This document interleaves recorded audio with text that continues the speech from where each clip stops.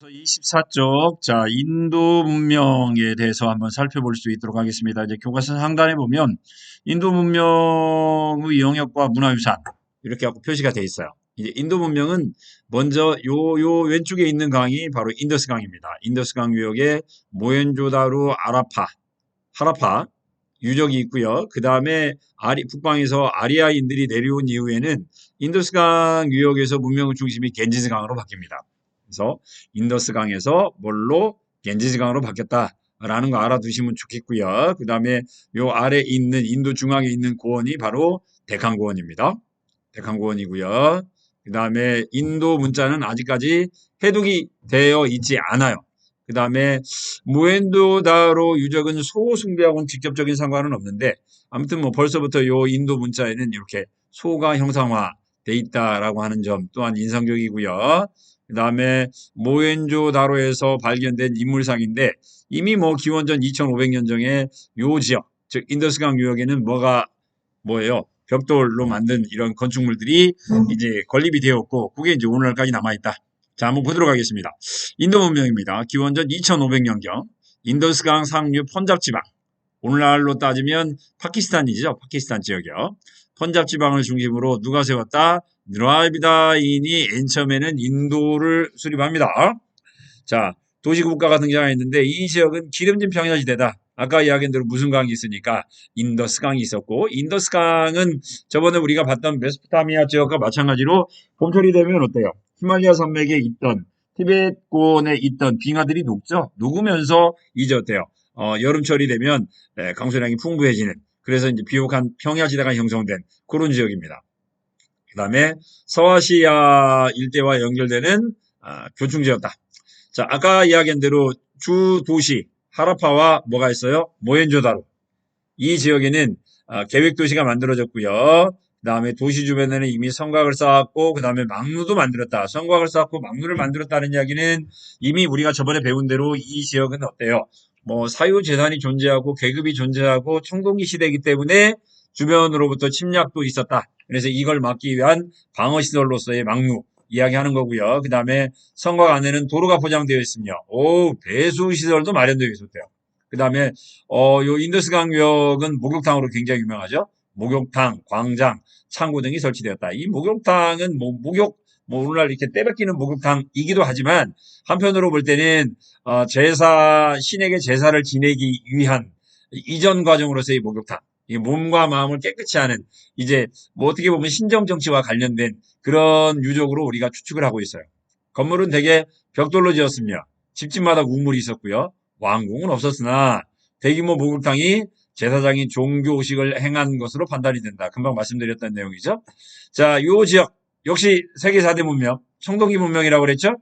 그 다음에 도자기, 채도 사용했고요. 문자가 있는데 아까 위에서 살펴본 것처럼 이들 지역에 문자가 있긴 하지만 해독의 오늘날까지 되고 있지는 못해요. 그 다음에 밀과 모리를 재배했으며 소숭배, 소숭배는 아니고요. 염소, 코끼리 등을 길렀고 메소포타미아 지역과 해상 교역을 한 걸로 되어 있어요. 자, 인도 문명은 기원전 1800년경에 홍수와 수로 변경. 아무래도 큰 홍수가 일어나면 어때요? 수로가 변경되겠죠. 그래서 쇠퇴하게 되었고 기원전 1500년경 중앙아시아에서 내려온 아리아인들. 아까 초기 인도 문명은 드라비다인이라고 그랬죠. 드라비다인에서 누구로 바뀝니까? 아리아인으로 바뀌어요. 그런데 재밌는 건 이 아리아인들은 중앙아시아, 요즘으로 따지면은 카스피의 이북 지역에 있었는데 카스피의 이북 지역에 있다가 아리아인들이 요 인도로 내려오면 그건 인도 사람. 그 다음에 카스피 지역에 있었던 인도 유럽족이 유럽으로 가면 그건 게르만족이에요. 이게 어찌 보면 오늘날 인도인과 그 다음에 독일인들은 뿌리가 같아요. 뿌리가 같아요. 왜? 똑같은 어디였다? 중앙아시아 지역이었다. 중앙아시아 지역이었다. 요 지역의 역사에 대해서 자세히 잘 나오는 책이 제가 계속 이제 우리 친구들께 책을 소개를 해드리고 있는데 우리 저번 시간에는 우리 총균세 이야기 했었잖아요. 이게 맨 처음에 선사 시대와 관련된 책은 대개 이제 사피엔스예요. 인류 출현과 관련된 책, 사피엔스. 그 다음에 두 번째로는 왜 하필이면 세계 4대 문명이 북위도 40도 총균세였고요. 요 부분과 관련된 내용은 이제 어디서 나와요? 육식의 종말에서 나와요. 육식의 종말. 그래서 쌤이 이제 다양한 종류의 책들을 우리 친구들에게 소개를 해드리고 있습니다. 사피엔스, 총균세, 육식의 종말. 자, 뭐 세계사와 밀접한 관련성이 있고 그 다음에 뭐 지리라든가 과학하고도 밀접한 관련성을 가지고 있는 통섭적 능력을 여러분들이 발휘할 수 있는지 그런 책들이죠. 자, 아무튼 이들이 북인도에 들어와 펀잡 지방에 정착했고 오늘날 인도 인구의 다수를 차지한다. 이들은 기원전 천령 유역에 이제 어때요? 문명의 중심을 인도에서 어디로 바꿔요? 겐지스강으로 바꿉니다. 겐지스강은 원래는 홍수가 잦고 습지가 많아서 농경이 어려운 지역이었대요. 그러니까 뭐 요 지역은 북방에서는 뭐 또 북쪽에서는 뭐 또 내려오고 빙하도 내려오고 그 다음에 요 지역은 또 어때요? 사이클론이라고 하는 엄청난 태풍까지 부는 지역이었죠. 엄청난 태풍까지 부는 지역이어서 농경이 적합하지 않았는데 아리아인들이 뭘 가지고 있었어요? 철제 농기구를 가지고 이들이 관계 농업을 발전시켜요. 관계농업은 굉장히 어려운 단어 이야기했죠. 사이클론. 이게 이제 이것도 역시 세계지리에서 나오는데 요 지역에 부는 태풍을 사이클론, 동양 지역에 부는 태풍은 태풍. 그 다음에 미국 지역에서 부는 태풍은 허리케인이죠. 허리케인이요. 아무튼 뭐 관계상업으로 농업 생산력을 증대시켰다. 이들은 가부장적 사회를 이끌며 이제 가부장적 사회를 이끌었다는 이야기는 그만큼 이제 뭐가 차지하는 비중이 농경이 차지하는 비중이 커졌다는 이야기죠. 그 다음에 소를 신성시하였다. 또 선주민인 드라비다인을 지배하기 위해서 뭘 만들었냐면 카스트 제도를 만들었어요. 카스트, 포르투갈어 카스트로부터 기인한 혈통이라는 단어의 뜻이고요. 그 다음에 영국인들에 의해서 사용되었고 원래 인도인들은 본인의 직업을 카스트 제도라고 하지 않고 마르나 제도라고 이야기를 해요. 마르나. 근데 여기서 이야기하는 마르나는 색깔이에요. 색깔. 인종색에 따라서 신분을 구별하였기 때문에 우리가 볼 때는 뭐 인도인들 색깔 다 어때요? 뭐 노란 구리 색깔인데 인도인들이 볼 때는 좀 다르겠죠. 원래 있었던 이제 드라비다인들 거의 대부분 대개 이들은 이제 마이샤와 수드라 역할을 했는데요. 마이샤와 수드라 역할은 아무래도 이제 요 열대 우림 지역인 인도 지역에 오래 살았기 때문에 요 지역은 더 많이 익었겠죠. 더 많이 익었겠죠. 그 다음에 아리아인들은 아까 중앙아시아 지역, 오늘날 볼 때는 우리가 볼 때는 다 익었지만 기원전 1500년경에는 중앙아시아 지역에서 내려왔던 이들은 조금 덜 익었겠죠. 덜 익어서 약간 얼굴이 어때요? 하얗고요. 얼굴이 하얗고 그 다음에 또 어때요? 백인종의 특성을 많이 가지고 있었겠죠. 이들이 바로 이제 뭐가 되는 거예요? 바르나 색깔이 서로 다른 이들이 무라만, 사제, 그 다음에 크샤트리아, 왕족 무사로서 정치와 군사를 담당했고 아까 이야기한 대로 피지배층 이었던 여기까지가 아리아인으로 되어 있군요. 바이샤는 평민이 되고요. 그 다음에 원래 살고 있었던 드라비다인 얘들은 뭐가 돼요? 이제 노예계급. 요 네 개의 카스트 제도. 자, 브라만은 자신의 특권을 유지하기 위하여 태양, 물, 불, 자연 현상을 신격화했어요. 신격화는 종교의식으로 발전시켰는데 이게 바로 뭐고요? 브라만교고요. 이처럼 태양이라든가 물과 불과 같은 자연현상을 신격화한 경전을 우리가 뭐라고 부르냐면 베다라고 불러요. 베다. 그래서 브라만교의 경전을 우리가 뭐라고 부르냐면 베다라고 이야기하고요. 가장 오래된 베다를 우리가 뭐라고 부르냐면 리그베다라고 그래요. 가장 오래된 거. 리그베다. 브라만교는 뭐 특별히 경전은 없어요. 경전은 없고 요 베다가 경전이 돼요. 이건 역시 힌두교도 마찬가지죠. 힌두교도 마찬가지입니다. 힌두교도. 자, 카스트제도 바르나까지 저희가 이야기를 했어요. 자, 그다음에 중국 문명 볼게요. 중국 문명. 자, 중국 문명. 자, 기원전 8000년경에서 6000년경 신석기 시대 때부터 중국에서 문명이 발생을 했다. 아무래도 우리가 이제 이야기할 때는 황하강 유역만 이야기를 하는데 만주서부치요. 마치 우리 한국사책으로 따지면 뭐가 있던 지역이에요? 고조선이 있던 지역이죠. 고조선. 그 다음에 창강요. 여기서 이야기하는 창강은 어디를 이야기할까요? 창강. 바로 양치강이죠. 양치강.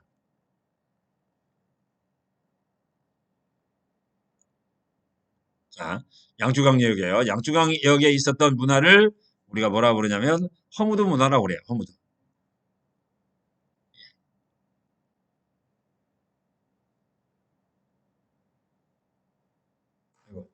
허무드 문화라고 이야기를 하고요. 자, 글자가 잘 안 써져요. 여기 있는 건 이제 허무드 문화예요. 허무드. 그 다음에 요 만주 제가 고주선 지역에 있었던 요 지역의 문화는 무슨 문화냐면 요거는 이제 홍산 문화죠. 홍산 문화. 나중에 이제 우리 동아시아사 시간에 배우게 되는데 홍산 문화, 얘는 이제 허무드 문화. 요처럼 이제 다양한 문화들이 있었어요. 신석기 시대 때부터. 그리고 이제 요 지역에서는 채도와 흑도 등 다양한 도구. 여기서 이야기하는 이 지역은 이제 중국인들이 그들의 문화의 뿌리라고 하는 이제 양사호하고 그다음에 어디에요? 흑도를 사용한 건 룽산이죠. 룽산 문화 등 다양한 신석기 시대의 문화가 발전을 했고요. 특히 이제 마지막에 있던 무슨 문화요? 룽산 문화. 룽산 문화가 이제 발전하면서 융산문화가 발전하면서 이제 이 지역에 뭐가 발생하냐면 이제 중국의 고대 문명이 발생을 하죠. 요 황토지대에서 이제 여기서 뭐가 발생하고요. 룽산 문화가 발전해서 얼리타우 청동기 문화가 됐고요. 요 얼리타우 문화가 중국 최초의 국가인 무슨 나라가 돼요? 하나라가 됩니다. 하나라. 그런데 하나라는 오늘날 우리가 국가로 인정하지는 않아요. 인정하지는 않아요. 물론 이제 하나라를 세운 나라는 우왕이라고 이야기를 하고 있고요. 우왕이라고 이야기를 하고 있고요. 그다음에 마지막 왕은 걸왕입니다. 걸왕, 폭군으로 유명하죠. 그다음에 실제로 존재했던 중국 최초의 왕조를 우리가 뭐라 불러요? 상나라라고 불러요. 상나라. 황하강 중류 유역 도시 국가 연맹으로부터 탄생을 했고요. 요 상나라는 점을 쳐서 신의 뜻을 알고 이를 바탕으로 국사를 결정하는 무슨 정치? 신권 정치를 펼쳤어요. 신권 정치. 그리고 요 점괘의 내용을 어디다 기록을 해놨다? 갑골에다 기록을 했어요. 이 문자를 우리가 뭐라 불러요? 그래서 갑골 문자 그렇게 이야기를 하죠. 아시죠? 갑골 문자. 이게 오늘날 뭐의 기원이 돼요? 한자의 기원이 돼요. 상나라에서는 무기와 제사용구를 주로 뭐를 만들었다? 청동기를 만들었죠. 청동기. 그렇지만 아직까지는 농기구는 청동 농기구는 없어요. 한국사하고 마찬가지예요.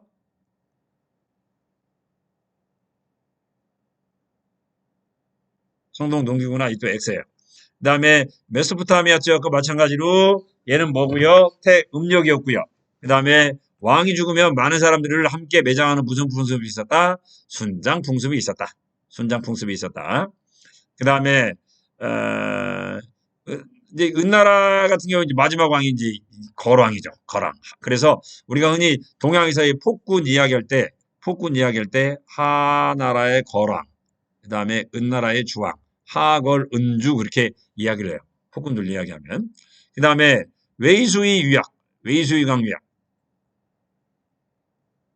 여기죠? 여기. 마지막 웨이수이 강 유역이요. 에서 주나라가 등장해요. 기원전 11세기에 무슨 나라를 무너뜨렸냐면 상나라를 무너뜨렸어요. 그런데 제가 여기 상나라라고 이야기를 하고 있지만 상나라를 다른 말로 표현하면 은나라라고도 표현을 해요. 왜 은나라라고 표현하냐면 아까 갖고 온 문자 있죠.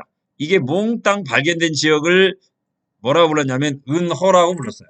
은허. 그래서 수도가 어디니까 은허니까 그래서 옛날에는 중국 최초의 나라를 은나라라고 불렀죠. 그런데 이제 갖고 온 문자에서 자꾸 등장하는 게 자기네 나라를 뭐라고 불렀기 때문에 상나라라고 불렀기 때문에 요즘에 이제 은나라라는 용어보다는 상나라라는 용어를 써요. 그런데 이제 가끔가다 보시면 여러분들이 보실 때는 무슨 단어도 있다? 은나라라는 단어도 있어요. 아무튼 요 상나라, 상나라를 무너뜨리고 호경에 도읍을 하여 화북을 지배하였는데 이걸 우리가 뭐라고 하냐면 서울이 어디에 있었기 때문에 서쪽에 있었기 때문에 서주라고 이야기를 해요. 자, 주왕은 도시와 집값지를 제외한 나머지 영토를 일족과 공신들에게 나눠줬어요. 얘들을 뭐라 불러요? 제후라고 불렀죠?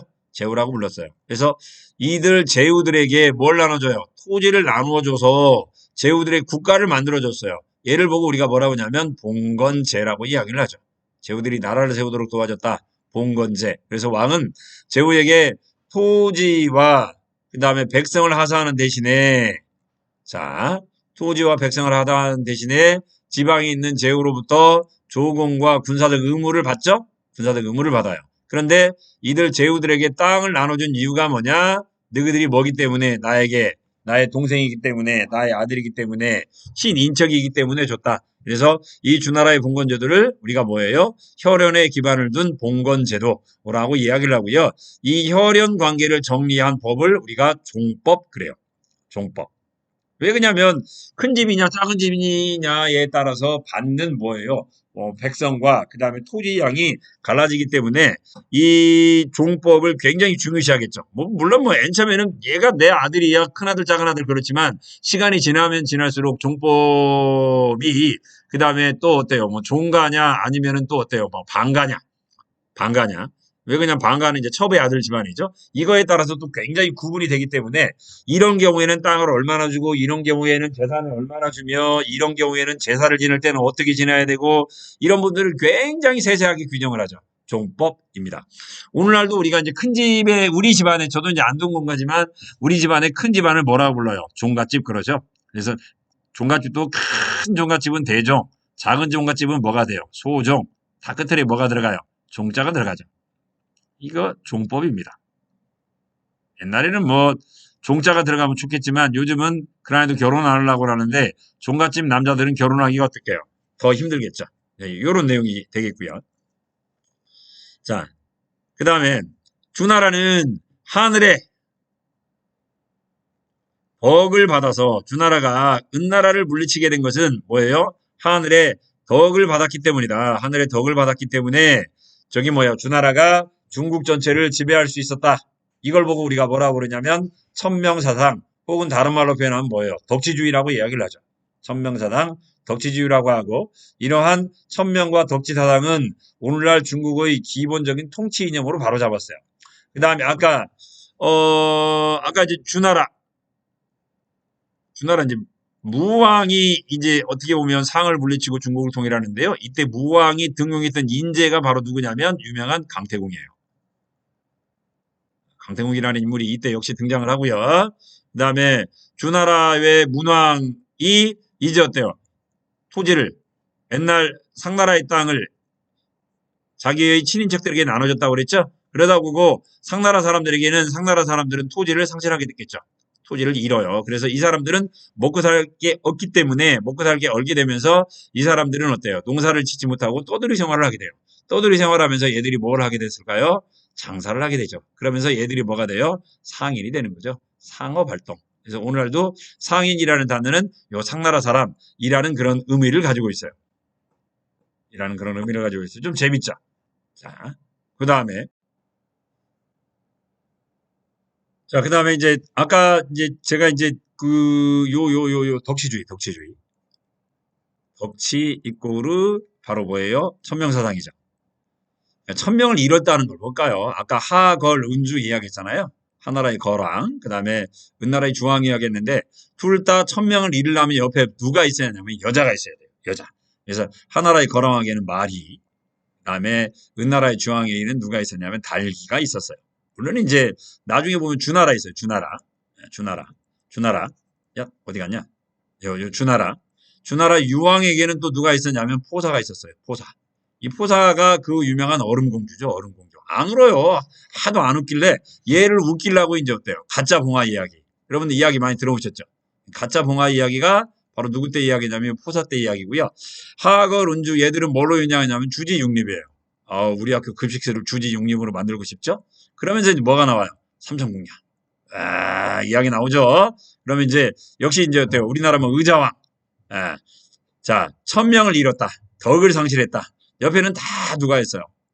표독스러운 여성이 있었죠. 이게 이제 동양에서의 기본적인 뭐랄까요, 나라의 멸망, 왕조의 멸망 이런 이제 하나의 스토리텔링의 기준이 만들어진 때 또한 이때부터라고 보시면 되겠죠. 우리 이제 주요 도시 알 수 있고요. 아리아인들, 각고문, 그다음에 유교 이념, 주나라 통치 쭉 내용 알 수 있어요.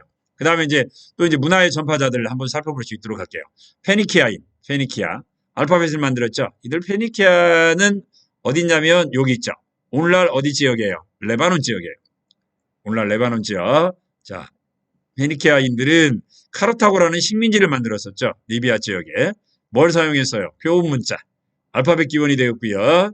알파벳 24자만 읽으면 됐는데 여기 보니까 알파벳 가장 소대머리 A. 아까 육식의 종말 이야기했었는데 거기 나오는 내용이죠.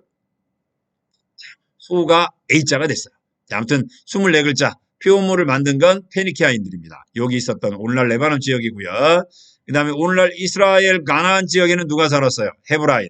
아까 이야기했잖아요. 뭐 이집트, 메소포타미아, 인도, 뭐 중국은 좀 그렇고요. 다 뭘 믿었었어요? 여기 다 뭘 믿었냐면 다신교를 믿었죠. 그런데 다신교를 믿었는데 헤브라인들에 의해서 뭐가 만들어져요? 유일신 사상이 만들어집니다. 자, 히타이트, 이집트가 약해지자 동부 지중해 연안에 헤브라인들이 활동했다. 헤브라인들은 오랜 유목 생활을 끝내고 기원전 1500년경에 가나안, 현재 팔레스타인 지역에 정착을 했고요. 기원전 11세기에 이스라엘 왕국을 만들었습니다. 이들의 신앙, 유일신 신앙인 유대교가 오늘날 그리스도교와 이슬람교에 큰 영향을 줬다. 이 내용은 저희가 나중에 한번 더 볼 거고요. 그 다음 빼먹은 거 있다. 히타이트. 세계 최초로 뭘 만든 민족? 철기를 만든 민족이죠. 아나톨리아. 이제 오늘날 여기 터키 지역이죠. 터키 앙카라 지역인데 아나톨리아 지역에서 일어난 히타이트 지역은 기원전 14세기 철제 무기와 전차. 이때는 말을 등 위에서 올라탄 게 아니죠. 말 등에서 올라탄 건 이제 몽고족, 흉노족들이 되겠고요. 이 사람들은 뭘 이용했어요? 수레바퀴를 이용한 전차였죠. 전차를 이용한 정복 활동을 펼쳤다. 정복 활동을 펼쳤다. 그러면서 서아시아 지역을 지배하는 지배자가 되었다. 그 다음에 지중해, 에게 이것도 바다야. 그 다음에 에게해와 그 다음에 그리스 본토 지역에 서아시아 지역의 문명의 영향을 받은 에게 문명이 발생을 했어요. 기원전 2000년경에 에게의 중심지인 무슨 섬? 크레타 섬. 여기 있죠? 크레타 섬. 네, 강력한 왕권과 해상무역을 가진 청동기 문명이 발생했고요. 요 지역의 유명한 지역이 어때요? 크노소스 궁전이죠. 크노소스 궁전. 생기 넘치는 도기와 금은 세공품을 남겼고 기원전 14세기 그리스 본토에서 남하해온 미케네인에 의해서 멸망되었고 이제 그 이후에 그래서 이제 크레타 섬에 크레타 문명 다음에 미케네 문명 그리고 이 미케네 문명은 나중에 이제 어때요? 도리아인들에 의해서 멸망을 하게 돼요. 절제를 사용한 이 도리아인들이 이제 스파르타다라고들 그렇게 우리가 이야기를 하는 거죠. 크레타 섬, 미노스, 그다음에 미군까지. 자, 이렇게 쭉 한번 살펴보았어요. 스스로 학습하기 내용은 저희가 이제 형성평가를 통해서 또 살펴볼 수 있도록 그렇게 하겠습니다. 일단 마칩니다.